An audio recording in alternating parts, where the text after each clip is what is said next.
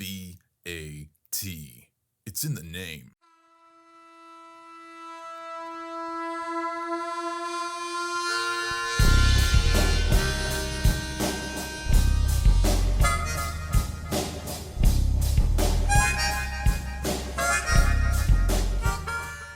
Welcome into the Friday Refresh, brought to you by the Adventures of Ben and Travis and the JoyRider. It is going to be an exhilarating ride with our friend Bradley as we crash through the obstacles of anger and frustration and learn how to drive on with joy when we face difficult times. Go to benandtravis.com and get a copy of the Adventures of Ben and Travis and the JoyRider today. By now, I'm sure that you have all heard about Alex Honnolds' most recent feat. He climbed the world's 11th tallest building, Taipan 101, 508 meters tall, or for those in the U.S., that's 1,667 feet, since we will measure with anything but the metric system. From the years 2004 to 2009, it was the tallest building in the world.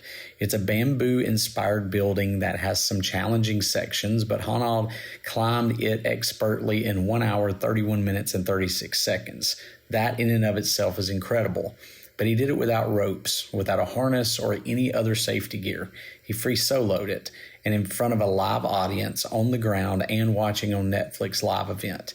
I'd be nervous climbing up my 2-story house. He was cool as a cucumber. But as crazy as it sounds, he has done crazier. He also free soloed El Capitan in Yosemite. It was well documented on the documentary Free Solo. That route was 2,900 feet or 900 meters. No harness, no ropes, no help. Just him against gravity and granite. Most of us don't understand. I watched both of those events and had sweaty palms and even felt like my teeth were sweating. It was hard to watch, but I also knew the outcome. I didn't watch either live, and I would have been nervous, that much more nervous, had I watched them live.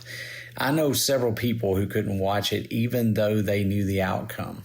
You might have been one of those people. In truth, Alex Honnolds' brain is not exactly like yours and mine. I'm not sure we know why, but when shown disturbing or scary images, his amygdala, the place in the brain that controls the fear and response of the fight or flight system, doesn't activate in the same way as the average person.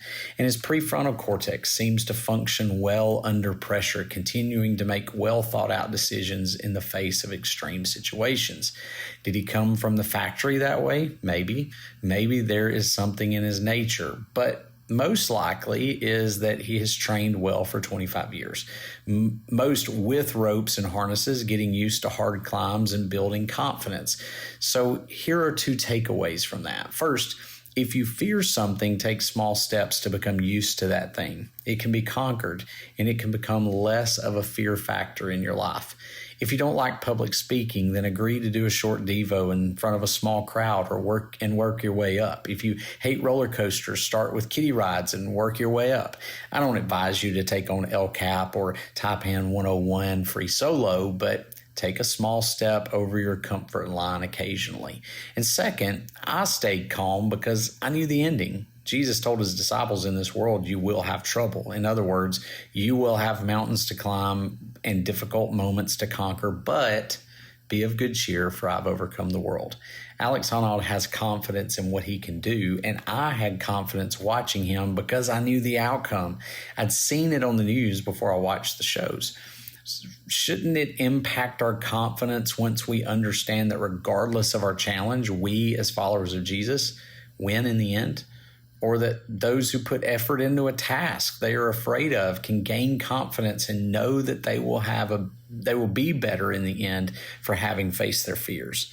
It's very likely that you will occasionally mess up. It's pretty common to face hills that are hard to climb alone. But if you keep challenging yourself and trusting the one who has already overcame, then you can conquer your own gravity and granite. And that is your Friday Refresh.